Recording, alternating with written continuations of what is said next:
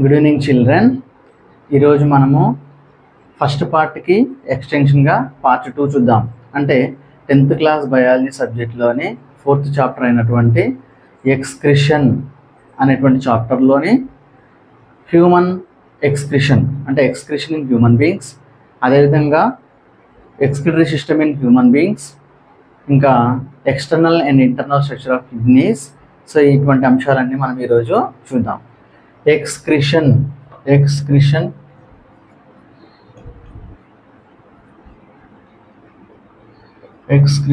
In human beings.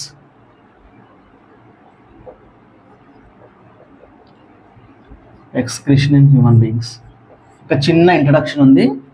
ఇది చూశాక మనం ఎక్స్క్రిటరీ సిస్టమ్ని చూద్దాం. ఓకేనా?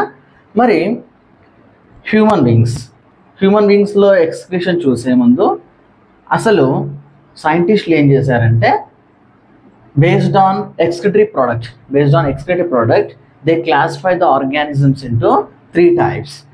So those are అమ్మోనోటెలిక్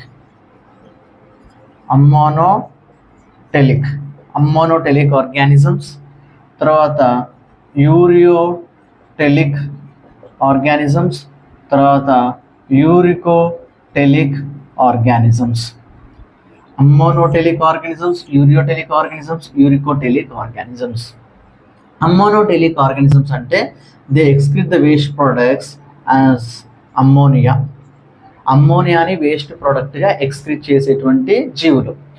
so aquatic ఆర్గానిజమ్స్కి వాటర్ అవైలబిలిటీ బాగా ఉంటుంది కాబట్టి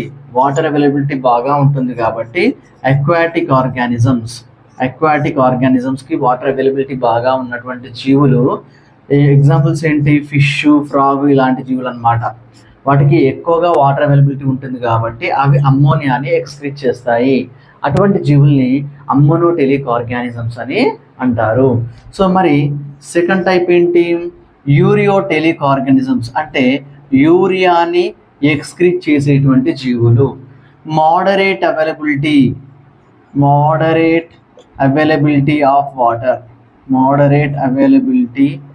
ఆఫ్ వాటర్ అంటే వాటరు అంతంత మాత్రంగా ఉన్నటువంటి టెరెస్ట్రియల్ ఆర్గానిజమ్స్ అన్నీ. సో మోడర్ అవైలబిలిటీ ఉన్నటువంటి టెరెస్ట్రియల్ అంటే ల్యాండ్ పైన జీవించేటువంటి జీవులు. So example human beings. దేని కిందకి వస్తాం మనం? Ureotelic organisms. అంటే దేన్ని ఎక్స్క్రీట్ చేస్తున్నాము? యూరియాని ఎక్స్క్రీట్ చేసేటువంటి జీవులని యూరియోటెలిక్ ఆర్గానిజమ్స్ అంటాం. సో హ్యూమన్ బీయింగ్స్ అనే వాళ్ళు యూరియోటెలిక్ ఆర్గానిజమ్స్ అంటే ఎక్స్క్రిషన్ ఇన్ హ్యూమన్ బీయింగ్స్ కింద మనం ఏం చెప్తామో హ్యూమన్ బీయింగ్స్ యూరియాని ఎక్స్క్రీట్ చేస్తారని చెప్తాం. మరి యూరికోటెలిక్ అంటే యూరిక్ యాసిడ్ని దేన్ని ఎక్స్క్రీట్ చేస్తే అమ్మా? యూరిక్ యాసిడ్ని ఎక్స్క్రీట్ చేసేటువంటి జీవులు. సో వాటర్ స్కార్సిటీ ఉన్నప్పుడు వాటర్ స్కార్సిటీ కండిషన్లో పెరిగేటువంటి డెజర్ట్ యానిమల్స్ ఏవైతే ఉంటాయో అవి యూరిక్ యాసిడ్ క్రిస్టల్స్ని వాటి యొక్క యూరిన్లో యూరిక్ యాసిడ్ క్రిస్టల్స్ని ఎక్స్క్రీట్ చేస్తాయి. వాటిని యూరికోటెలిక్ ఆర్గానిజమ్స్ అంటాము. Example desert animals and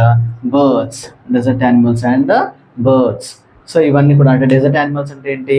camel కానీ, డెజర్ట్ ఫాక్స్ కానీ, క్యాంగ్రూ ర్యాట్ కానీ ఇటువంటి యానిమల్స్ ఉంటాయి కదా. సో అవన్నీ డెజర్ట్ యానిమల్స్. అవి యూరిక్ యాసిడ్ని ఎక్స్క్రీట్ చేస్తాయి. ఇది ఒక షార్ట్ క్లాసిఫికేషన్ అన్నమాట. సో ఏంటి? ఎక్స్క్రిషన్ ఇన్ హ్యూమన్ బీయింగ్స్ చూడాలంటే మనం ఏ కేటగిరీ కిందకి వస్తామో తెలుసుకోవాలి. అందుకనే సైంటిస్టులు ఏం చేశారంటే ఈ ఆర్గానిజమ్స్ అన్నిటినీ ఎక్స్క్రిటరీ ప్రోడక్ట్స్ని బేస్ చేసుకొని క్లాసిఫై చేయడం అనేది జరిగింది. సో మరి ఎలా క్లాసిఫై చేశారు? ఫస్ట్ ఏంటి? అమ్మోనోటెలిక్ ఆర్గానిజమ్స్ అంటే ఏంటి? దే ఎక్స్క్రిట్ అమ్మోనియా, పేరులోనే ఉంది అమ్మోనోటెలిక్, అమ్మోనియాని ఎక్స్క్రిట్ చేసేటువంటి జీవులు. సో అవేంటి? అక్వాటిక్ యానిమల్స్కి వాటర్ అవైలబిలిటీ బాగా ఉంటుంది కదా. సో ఫర్ ఎగ్జాంపుల్ ఫిష్ అన్నమాట. అటువంటి జీవులు చక్కగా అమ్మోనియాని ఎక్స్క్రీట్ చేస్తాయి వాటర్లోకి. సో అటువంటి జీవుల్ని అమ్మోనోటెలిక్ ఆర్గానిజమ్స్ అంటాము. మరి సెకండ్ కేటగిరీ ఏంటి? Ureotelic organisms. ఇవేంటి? యూరియాని ఎక్స్క్రీట్ చేసేటువంటి జీవుల్ని యూరియోటెలిక్ ఆర్గానిజమ్స్ అంటాము. టెరెస్ట్రియల్ యానిమల్స్ అయినటువంటి అంటే ల్యాండ్ పైన నివసించేటువంటి జీవులకి మోడరేట్గా వాటర్ అవైలబిలిటీ ఉంటుంది. For example human beings and all hire animals. ఇటువంటి జీవులు ఏం చేస్తాయి, యూరియాని ఎక్స్క్రీట్ చేస్తాయి అన్నమాట. అందుకే వాటిని యూరియోటెలిక్ ఆర్గానిజమ్స్ అన్నాం. థర్డ్ టైప్, డెజర్ట్లో ఉండే జీవులకి వాటర్ స్కార్సిటీ ఉంటుంది కాబట్టి అవి ఎక్స్క్రీటరీ ప్రోడక్ట్ ద్వారా వాటర్ని ఎక్కువగా విడుదల చేయడానికి ఇష్టపడవు. అందుకని ఏం చేస్తే వాటి యొక్క యూరిన్లో యూరిక్ యాసిడ్ క్రిస్టల్స్ని ఎక్స్క్రీట్ చేస్తాయి. For example all kinds of desert animals and birds. Okay, desert యానిమల్స్కి మనం ఎగ్జాంపుల్స్ ఏం చెప్పుకోవచ్చు, క్యామెలు, డెజర్ట్ ఫాక్స్, తర్వాత లిజర్డ్స్, డెజర్ట్లో ఉండేటువంటి lizards, kangaroo, rat etcetera. So ఇటువంటి జీవులన్నీ కూడా యూరిక్ యాసిడ్ క్రిస్టల్స్ని వాటి యొక్క యూరిన్లో ఎక్స్క్రీట్ చేస్తూ ఉంటాయి. So these are the types of organisms based on the excretory products. Okay, now we can understand that excretion in human beings. Human beings ఏం excrete చేస్తారు, యూరియాని ఎక్స్క్రీట్ చేస్తారు. ఇవి మాత్రమే కాకుండా హ్యూమన్ బీయింగ్స్ యొక్క యూరిన్లో యూరియా మాత్రమే కాకుండా వేరే ప్రోడక్ట్స్ కూడా ఉంటాయి. హ్యూమన్ బీయింగ్స్ యొక్క యూరిన్లో చాలా ప్రోడక్ట్స్ ఉంటాయి. వీటి గురించి తర్వాత చెప్పుకుంటాము మనము. సో మేజర్ ప్రోడక్ట్ ఏంటి, యూరియా. హ్యూమన్ బీయింగ్స్ యొక్క ఎక్స్క్రీటరీ ప్రోడక్ట్ ఏంటి, యూరియా. దీంతో పాటు కొన్ని సందర్భాల్లో మనం కూడా యూరిక్ యాసిడ్ని సెక్రీట్ చేస్తాము, సాల్ట్స్ని, తర్వాత ఆర్గానిక్ అండ్ ఇన్ఆర్గానిక్ వేస్టెస్ని ఎక్స్క్రీట్ చేస్తాము. వాటి గురించి కాంపోజిషన్ ఆఫ్ యూరిన్లో మనం చెప్పుకోబోతున్నాము. సో ఇక్కడ ఈ ఇంట్రడక్షన్ చాలు. మరి నెక్స్ట్ ఏంటి, ఎక్స్క్రిటరీ సిస్టమ్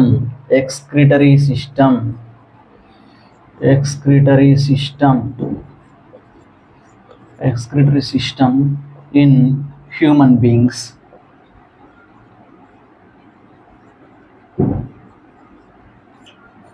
సో హ్యూమన్ బీయింగ్స్లో ఎక్స్క్రిటరీ సిస్టమ్ అనేది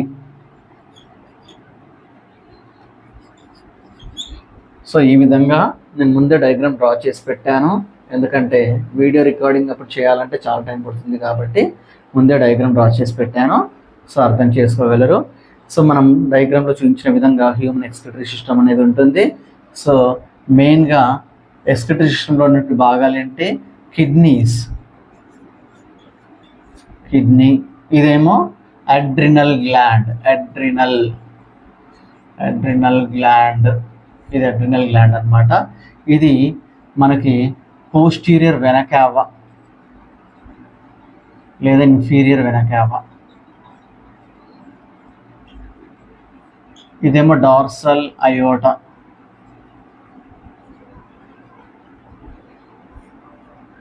ఓకే, ఈ రీజన్ని హైలం అంటాం లేదా హైలస్. ఇది ఈ నొక్కులు అన్నమాట. తర్వాత సో ఒకటేమో ఆర్చరీ, రీనల్ ఆర్చరీ, రెడ్ కలర్లో ఉంటుంది. ఇక్కడ మనకి రెడ్ కలర్ కనిపించదు కాబట్టి బాగాలేదు. తర్వాత ఈ కిందిది అంటే ఈ ట్యూబ్ నుంచి వెనకావ నుంచి వచ్చేదేమో రీనల్ వెయిన్. మరి ఇదేంటి, యూరేటర్. ఇదేంటి, యూరినరీ బ్లాడర్.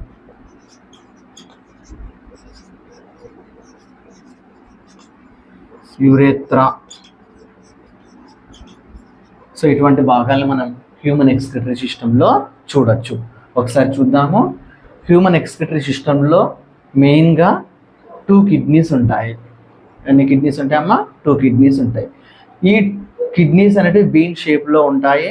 ఈ కిడ్నీస్ ఎక్కడ ఉంటాయి, మనకి లుంబార్ ఛాంబర్ అంటే అబ్డామినల్ క్యావిటీ ఉంటుంది కదా. ఇప్పుడు మన బాడీ క్యావిటీ ఇది థొరాసిక్ క్యావిటీ అంటాం. ఈ చెస్ట్ రీజన్ థొరాసిక్ క్యావిటీ అంటాం. మధ్యలో డయాఫ్రామ్ ఉండి కింద రీజన్ని అబ్డామినల్ క్యావిటీ అంటాం అనమాట. సో అబ్డామినల్ క్యావిటీలో బ్యాక్ సైడ్ ఇక్కడ కిడ్నీస్ అనేటివి ఉంటాయి. ఆ కిడ్నీస్ ఎలా ఉంటాయి, మన వర్టిబ్రల్ కాలం ఉంటుంది కదా, వెన్నెముకకి ఇరువైపులా బాడీ వాల్కి, ఈ డార్సల్ బాడీ వాల్కి అతుక్కొని ఉంటాయి అన్నమాట. They are attached to the dorsal body wall, one on either side of the vertebral column. Vertebral కాలంకి ఇరువైపులో ఒక్కొక్కటి బాడీ వాల్కి అతుక్కుంటాయని గుర్తుపెట్టుకోండి. చూడండి, రైట్ సైడ్, ఇది రైట్ సైడ్ అనుకుంటే ఇది రైట్ సైడ్, ఇది రైట్ సైడ్, ఇది లెఫ్ట్ సైడ్ అనుకుందాం. రైట్ సైడ్ కిడ్నీ కొద్దిగా కిందికి ఉంటుంది, లెఫ్ట్ సైడ్ కిడ్నీ ఉండాల్సినటువంటి ప్లేస్లోనే ఉంటుంది. ఎందుకు ఇది కొద్దిగా కిందికి ఉంది? రైట్ సైడ్ మనకి లివర్ ఉంటుంది కదా, ఆ లివర్ ఉండడానికి కావాల్సినటువంటి ప్లేస్ని ప్రొవైడ్ చేయడం కోసం కొద్దిగా రైట్ సైడ్ కిడ్నీ అనేది లెఫ్ట్ కంటే కూడా కొద్దిగా కిందికి ఉండడం అనేది జరుగుతుంది. మరి కిడ్నీస్ పైన మనం చూస్తే టోపీ లాంటి స్ట్రక్చర్స్ కనిపిస్తున్నాయి కదా, ప్రతి కిడ్నీ పైన ఒక టోపీ లాగా ఉంది. దీన్ని మనం అడ్రినల్ గ్లాండ్ అని అంటాము. ఏంటది? Adrenal gland. రీనల్ అంటే కిడ్నీ, రీనల్ అనే renal word refers to kidney. Renal అంటే కిడ్నీ కదా, దాని పైన ఉంది. అడ్ అంటే అబోవ్, అడ్ అంటే అబోవ్ అంటే కిడ్నీ పైన ఉండేటువంటి ఎండోక్రైన్ గ్లాండ్ని అడ్రినల్ గ్లాండ్ అంటాము. దానికి ప్లేస్ ఎక్కడ లేక అక్కడ కూర్చుంది అంతే. కిడ్నీస్కి దానికి ఎటువంటి సంబంధం లేదు. Kidneys are the part of excretory system and adrenal glands are the part of endocrine system. So దాన్ని మనం 5th చాప్టర్లో చూద్దాము. ఇక్కడ దాంతో సంబంధం లేదు, కాకపోతే వాటి ప్లేస్ అక్కడ ఉంటుందని చెప్పడానికి ఆ డయాగ్రామ్లో మనం అడ్రినల్ గ్లాండ్స్ని డ్రా చేసి పెట్టుకుంటాం. మరి ఇప్పుడు కిడ్నీస్ ఎలా ఉన్నాయి, ఓకే, వాటి షేప్ ఏంటి, హైలం అంటే ఏంటి, అసలు ఎక్స్క్రిటరీ సిస్టంలో ఏమేమి పార్ట్స్ ఉన్నాయో చూద్దాం, ఓకేనా. సో కిడ్నీ యొక్క సర్ఫేస్, కాన్వెక్స్ సర్ఫేస్ వచ్చేసి అవుటర్ సైడ్ ఉంది. కాన్వెక్స్ సర్ఫేస్ వచ్చేసి అవుటర్ సైడ్ ఉంటుంది. కాన్కేవ్ సర్ఫేస్ వచ్చేసి ఇన్నర్ సైడ్ ఉంటుంది. సో కిడ్నీకి 2 సర్ఫేసెస్ ఉన్నాయనుకుంటే, ఇలా 2 సర్ఫేసెస్ ఉంటే కాన్వెక్స్ సర్ఫేస్ వచ్చేసి అవుటర్ సైడ్ ఉంటుంది. అండ్ కేవ్ అంటే గుహలాగా అనమాట, ఓకే. కాన్కేవ్ సర్ఫేస్ వచ్చేసి ఇన్నర్ సైడ్ ఉంటుంది, ఓకేనా. Convex surface outer side, concave surface inner side ఉంటుంది. కిడ్నీ యొక్క షేప్ చూస్తే బీన్ షేప్ ఉంటుంది. మరి ఇటు సైడు నొక్కబడి ఉంది కదా, సో ఈ నొక్కుని మనం హైలం లేదా హైలస్ అని అంటారు. సో ఆ నొక్కు ద్వారా ఏం వెళ్తున్నాయి? ఒక రీనల్ వెయిన్ లోనికి వెళ్తుంది, ఒక రీనల్ ఆర్టరీ లోనికి వెళ్తుంది. సో వచ్చినటువంటి బ్లడ్, హార్ట్ నుంచి వచ్చినటువంటి బ్లడ్ ఈ డోర్సల్ అయోటా ద్వారా ఈ విధంగా వచ్చి రీనల్ ఆర్టరీ ద్వారా కిడ్నీ లోపలికి వెళ్తుంది. కిడ్నీ లోపలికి వెళ్ళాక ప్యూరిఫై అయిపోయేసేసి మళ్ళీ బయటికి రావాలి కదా. సో ఈ రీనల్ వెయిన్ ద్వారా బయటకు వచ్చి ఈ పోస్టీరియర్ వెనా కావాలోకి వెళ్ళిపోతుంది. ఆ విధంగా మళ్ళీ హార్ట్లోకి వెళ్ళిపోతుంది. సో కాబట్టి బ్లడ్ ఏ విధంగా వస్తుంది అర్థం చేసుకోండి. డోర్సల్ అయోటా ద్వారా వచ్చి రీనల్ ఆర్టరీస్ ద్వారా కిడ్నీస్లోకి వెళ్ళి ప్యూరిఫై అయిపోగానే మళ్ళీ రీనల్ వెయిన్ ద్వారా తిరిగి బ్లడ్ సిస్టంలోకి వచ్చేస్తూ ఉంటుందన్నమాట. మరి ఈ కిడ్నీ నొక్కు నుంచి ఇంకొక ట్యూబ్ లైక్ స్ట్రక్చర్ వచ్చింది కదా. సో ఈ ట్యూబ్ లైక్ స్ట్రక్చర్ని యూరేటర్ అంటాం. ఈ 2 ఉంటాయి యూరేటర్స్, అటు సైడ్ ఒకటి, ఇటు సైడ్ ఒకటి. సో కిడ్నీస్ నుంచి వచ్చినటువంటి యూరిన్ అనేది యూరేటర్స్ ద్వారా యూరినరీ బ్లాడర్లోకి వచ్చేస్తుంది. సో యూరినరీ బ్లాడర్లో దాని యొక్క కెపాసిటీ 700 to 800 ml. యూరినరీ బ్లాడర్లో యూరిన్ స్టోర్ అయిపోయేసేసి దాని తర్వాత మనకి ఎప్పుడైతే మిచ్యురేషన్ చేయాలనిపిస్తుందో, అంటే యూరిన్ పాస్ చేయాలనిపిస్తుందో, ఆ యూరినరీ బ్లాడర్లో స్టోర్ అయినటువంటి యూరిన్ యూరేత్రా ద్వారా ట్రావెల్ అయిపోయేసేసి సో ఇక్కడ దీనికి ఉన్న అపర్చర్ ద్వారా బయటికి వచ్చేస్తుంది. So these are the parts of human excretory system. ఏమేమి ఉన్నాయి? కిడ్నీస్ ఉన్నాయి, కిడ్నీస్ నుంచి వస్తున్నటువంటి యూరేటర్స్ దేంట్లోకి ఓపెన్ అయితే యూరినరీ బ్లాడర్ దేంట్లోకి ఓపెన్ అవుతుంది? యూరేత్రా ద్వారా ఏం బయటకు వచ్చేస్తుంది? యూరిన్ అనేది బయటకు వస్తుంది. మరి బ్లడ్ ఎలా వెళ్తుంది? డార్సల్ అయోటా దగ్గర నుంచి వచ్చిన బ్లడ్ రీనల్ ఆర్టరీస్ ద్వారా కిడ్నీస్లోకి వెళ్ళాక ప్యూరిఫై అయిపోయి మళ్ళీ రీనల్ వెయిన్ ద్వారా వెనా క్యావాలోకి ఎంటర్ అయ్యి బ్లడ్ సిస్టంలోకి వెళ్ళిపోతూ ఉంటుంది. So this is about human excretory system. So thank you friends, thank you dear students and aspirants. So మనము ఈ వీడియోని ఇక్కడితోటి ఎండ్ చేసేసి నెక్స్ట్ వీడియోలో మనకి కిడ్నీ యొక్క ఎక్స్టర్నల్ స్ట్రక్చర్ అండ్ కిడ్నీ యొక్క ఇంటర్నల్ స్ట్రక్చర్ని చూద్దాము. వీడియో మరీ లెంత్ అవ్వకూడదని చెప్పి ఇక్కడతోటి ఆపేస్తున్నాను. సో అర్థమైంది కదా నాన్న, ఈరోజు మనం ఏం నేర్చుకున్నాము, హ్యూమన్ ఎక్స్క్రిటరీ సిస్టమ్ ఏ విధంగా ఉంటుంది, అండ్ ఎక్స్క్రిషన్ హ్యూమన్ బీయింగ్స్ అంటే హ్యూమన్ బీయింగ్స్ ఎటువంటి కేటగిరీకి చెందుతారు, యూరియోటెలిక్ ఆర్గానిజమ్స్ కిందకి చెందుతారని, తర్వాత ఎక్స్క్రిటరీ సిస్టమ్ హ్యూమన్ బీయింగ్స్లో ఎటువంటి పార్ట్స్ని కలిగి ఉందో నేర్చుకున్నాము. So thank you friends, video నచ్చినట్లయితే లైక్ చేయండి, సబ్స్క్రైబ్ చేయండి, షేర్ చేయండి. మరి నెక్స్ట్ వీడియోలో మనము హ్యూమన్ కిడ్నీ యొక్క ఎక్స్టర్నల్ స్ట్రక్చర్ మరి ఇంటర్నల్ స్ట్రక్చర్ని చూద్దాము.